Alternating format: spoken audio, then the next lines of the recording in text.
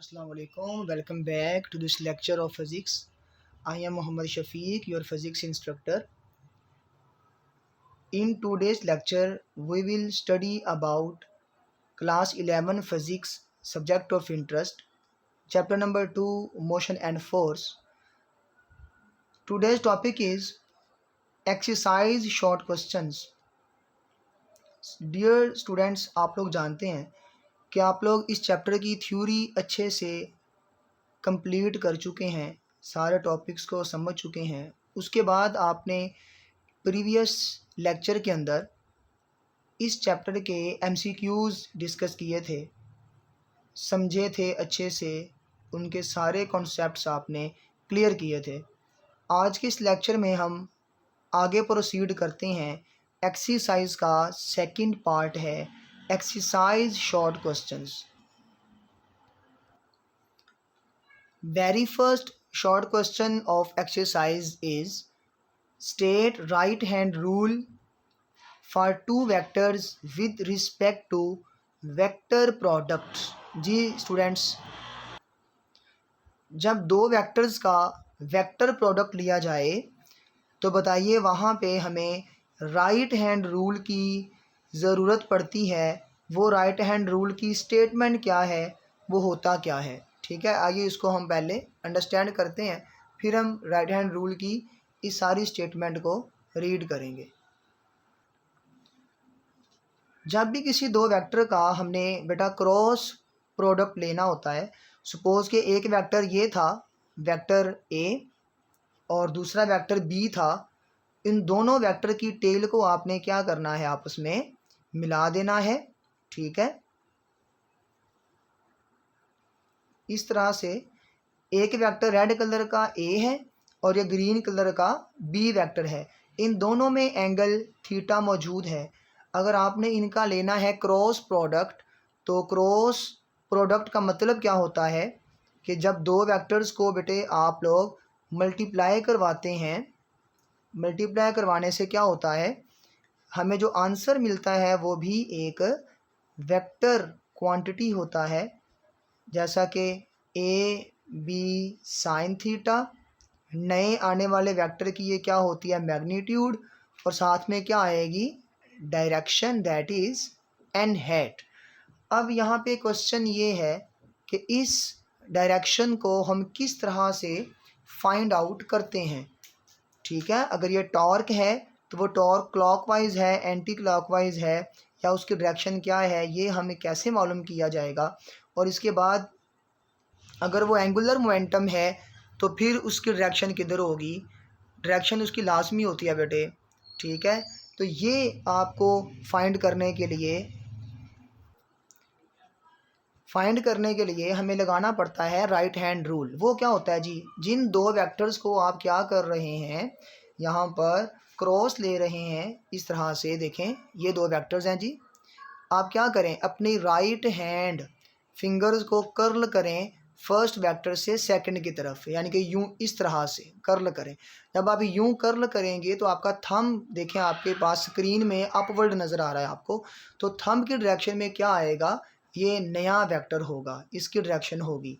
और वो किस तरह ड्रा की जाएगी, यूं ए क्रॉस बी, और ये देखें ज़रा अपवर्ड होगी, ये है एन हैट। और ये याद रखिएगा, जिस प्लेन के अंदर, ठीक है, जिस प्लेन के अंदर कोई ना कोई प्लेन होगी ना जिसमें ये टू वेक्टर्स मौजूद हैं बेटा, उस प्लेन के हमेशा ये डायरेक्शन किधर होगी, परपेंडिकुलर होगी। ठीक हो गया, तो ये क्या होता है, right hand rule. Curl your fingers of right hand from first vector towards the second vector through smaller angle. एक एंगल बाहर से बन रहा है ना, वो लार्जर एंगल है, तो स्मॉलर एंगल ये होता है। तो स्मॉलर एंगल्स की तरफ से क्या करेंगे, आप कर्ल करेंगे। Then your erect thumb will indicate the direction of new vector. Okay, ये क्या होता है जी, right hand rule for vector products. ये देखिए, यहाँ से अब हम क्या करेंगे, इसको रीड करेंगे। Join the tails of two vectors to define a plane of vector. ये वेक्टर को आपने मिला दिया तो ये एक प्लेन में आ जाते हैं। ठीक है, जैसे मैंने आपको अभी बताया था। Rotate the fingers. अच्छा ये प्लेन क्या होती है, थोड़ा समझ लें इसको बेटा। ये वेक्टर्स का घर है ना, जब वेक्टर्स आपस में मिल जाएंगे ना वो किसी ना किसी प्लेन में ही हमेशा होंगे, ठीक है, याद रखिएगा। वो फ्री वेक्टर्स होते हैं ना जो आम पड़े होते हैं, फ्री वेक्टर्स, जब उनको आप लोग कर लेंगे ज्वाइन उनकी टेल को, वो क्या होंगे, वो एक प्लेन के अंदर होंगे। Rotate the fingers of your right hand in the direction from first vector to the second vector through smaller angle of the two possible angles with erect thumb. अपना अंगूठा जो है उसे आपने बिल्कुल सीधा रखना है, ठीक है। देखे ना, टू पॉसिबल एंगल्स थे जो मैंने आपको बताए हैं। एक एंगल कौन सा है, ये वाला स्मॉलर एंगल है, और ये बाहर वाला क्या है, लार्जर एंगल। तो टू पॉसिबल एंगल्स यही इनमें बन सकते हैं। अब देखिए ज़रा, द डायरेक्शन ऑफ प्रोडक्ट, इस प्रोडक्ट की डायरेक्शन, बेटा प्रोडक्ट की डायरेक्शन कह रहा है ना, तो प्रोडक्ट का मतलब क्या है कि यहाँ पे एक नया वेक्टर है, उसकी डायरेक्शन की बात की जा रही है। Will be along the direction of erect thumb. Now move on the second question, define impulse and show how it is related to momentum. बेटा आपने इम्पल्स वाला लेक्चर सुनना है पीछे मेरे इसी चैनल के ऊपर, चैप्टर नंबर 2 वाली सीरीज़ के अंदर पढ़ा हुआ है, आपने अच्छे से सुना भी होगा। सिर्फ ये एक सिंपल डेफिनेशन है, when a large force acts on a moving body for a short interval of time, then the product of force and time is called impulse। तो ये फोर्स है जो फुटबॉलर क्या करता है, हिट करता है, फुटबॉल को तो लगाता है, या एक बैट्समैन क्या करता है, वो एक बॉल को हिट करता है और 6 हो जाती है। ये वो फोर्स है जो बहुत लार्ज अमाउंट में लगती है और टाइम इंटरवल बहुत ज़्यादा शॉर्ट होता है। तो वहाँ पर जो एक नई क्वांटिटी इंट्रोड्यूस होती है, मोमेंटम में चेंज आता है बॉल के या फुटबॉल के या किसी भी बॉडी के, उसे हम इम्पल्स का नाम देते हैं बेटा, ठीक है, इसे हम इम्पल्स कहते हैं। अब इम्पल्स हमें पता है कि फोर्स क्या होती है, second law of motion in terms of momentum, rate of change of momentum is equal to applied force. तो टाइम इधर जाके इससे क्या हो जाएगा, मल्टीप्लाई डेल्टा पी आ जाएगा। ये डेल्टा पी क्या चीज़ है, चेंज इन द मोमेंटम, और यही क्या होता है बेटा, इम्पल्स होता है। आपने अच्छे से पढ़ा होगा ये। नेक्स्ट है जो क्वेश्चन वो देखिए ज़रा, differentiate between elastic and in elastic कुलियन। ये भी आपने जब लेक्चर लिया था इलास्टिक कुलियन इन वन डायमेंशन, तो वहाँ पे इसको मैंने पहले एक्सप्लेन किया था, फिर हम आगे गए थे। बेटा जब भी कुलियन होती है उसमें काइनेटिक एनर्जी जो इनिशियल होती है और फाइनल, वो आपस में क्या होती हैं, सेम होती हैं। मोमेंटम तो सभी टाइप्स ऑफ कुलियंस में क्या रहता है, सेम, लेकिन काइनेटिक एनर्जी सिर्फ और सिर्फ किस कुलियन में सेम रहती है बेटा, इलास्टिक कुलियन के अंदर, ठीक है, इलास्टिक कुलियन। और इसकी definition, the collision in which the kinetic energy and momentum of the system is conserved is called elastic collision. Okay, inelastic में क्या होगा, इसका उलट होगा। देखें, ये initial kinetic energy is not equal to final kinetic energy, but याद रखिए बच्चों, मोमेंटम यहाँ पर भी क्या रहेगा, सेम रहेगा, ठीक है, मोमेंटम यहाँ पर भी सेम रहेगा। लेकिन याद रखिएगा काइनेटिक एनर्जी इस केस के अंदर सेम नहीं रहती, काइनेटिक एनर्जी इस केस में सेम नहीं रहती, ठीक है। तो बट आपने यहाँ पे देखिए इसकी एग्जांपल नहीं लिखी हुई, आपने क्या करना है, इसकी एग्जांपल्स को भी लाजमी लिखना है। इसमें क्या होगा, हार्ड बॉल टकराती हैं एक फ्लोर के साथ, फर्श के साथ, और यहाँ पे क्या है बेटा, एक टेप बॉल की बात कर लें या आप लोग टेनिस बॉल की बात कर लें, ठीक है। इस तरह से जो मतलब कि ऐसी बॉल जो इनिशियल हाइट तक वापस ना आ सके, उसकी कुलियन क्या कहलाएगी, इन इलास्टिक। कार क्रैश की बात कर लें आप लोग, ठीक है, बॉल एंड बैट की बात कर लें, और इस तरह से बेटा और बहुत सी कुलियंस हैं जिनमें डेली लाइफ में अब देखते हैं सारी कुलियंस क्या होती हैं, इन इलास्टिक ही होती हैं। आप एग्जांपल कोई भी दे सकते हैं। आगे देखिए जी, न्यू क्वेश्चन आपके सामने, show that change in momentum is equal to applied force, also state Newton's second law of motion in terms of the momentum। ये वही है बेटा जो आपने लेक्चर में सीखा था, समझा था, time rate of change of momentum is equal to applied force. Second law of motion क्या है जी इन टर्म्स ऑफ मोमेंटम, वो आपके सामने ही है। देखें एक्सेलरेशन क्या होता है, rate of change of velocity. Second law of motion क्या होता है, F is equal to m a. इस एक्सेलरेशन को यहाँ से उठा के यहाँ राइट कर दिया, एम को दोनों वेलोसिटी के साथ क्या करवा दिया, मल्टीप्लाई करवा दिया। तो ये क्या बन गया, M V F final momentum और M V I initial momentum. और ये माइनस हो रहे हैं, सब्ट्रैक्ट हो रहे हैं, तो फिजिक्स में से क्या कहते हैं, delta P. Delta P means change in momentum, change in momentum किसके रिस्पेक्ट बेटा, टाइम के रिस्पेक्ट। जितना किसी बॉडी के मोमेंटम में चेंज आ रहा है टाइम इंटरवल टी के अंदर, वो असल में किसके बराबर होता है, अप्लाइड फोर्स के बराबर। तो ये आपने फोर्थ वन क्वेश्चन भी कर लिया। नेक्स्ट है question number 2.5, state law of conservation of linear momentum, also state condition under which it holds. बेटा लॉ ऑफ कंजर्वेशन का मतलब ये है कि मोमेंटम का कंजर्व रहना before and after the कुलियन, but किस सिस्टम के अंदर, इसकी कंडीशन ये है कि वो सिस्टम क्या होना चाहिए, सिस्टम होना चाहिए आइसोलेटेड, यानी ऐसा एक सिस्टम हो जिस तरह से एक गैस मॉलिक्यूल्स का कंटेनर है, उसमें बाहर से कोई भी फोर्स एक्ट नहीं करती, ठीक है, बाहर से कोई भी फोर्स एक्ट नहीं करती, लेकिन ये आपस में क्या लगा सकते हैं, फोर्स। तो ये क्या कहलाता है, आइसोलेटेड। ऐसे ही अगर टू बॉल्स आपस में टकराएं तो वो आपस में ही कुलियन करें, बाहर से कोई भी एक्सटर्नल एजेंसी उस पर फोर्स एग्जर्ट ना कर सके, ऐसा सिस्टम क्या कहलाएगा, आइसोलेटेड। तो law of conservation of momentum तो आपने पढ़ा हुआ है, total linear momentum of an isolated system remains constant. जिस स्टूडेंट के पास की बुक नहीं है वो यहाँ से भी देख के इसे स्टॉप करके नोट कर सकता है। इम्पोर्टेंस क्या है जिसकी, कि ये होल्ड कहाँ पे करता है, आइसोलेटेड सिस्टम के अंदर, अदरवाइज आप कह सकते हैं बेटा कि ये वैलिड नहीं है। आगे show that the range of projectile is maximum at an angle of 45 degree, the question number 2.6। तो बेटा ये रेंज का फार्मूला है VI² sin 2 थीटा ओवर जी। अब यहाँ पे रेंज मैक्सिमम के लिए क्या करना पड़ेगा, इस ट्रिग्नोमेट्रिक फंक्शन को देखना पड़ेगा।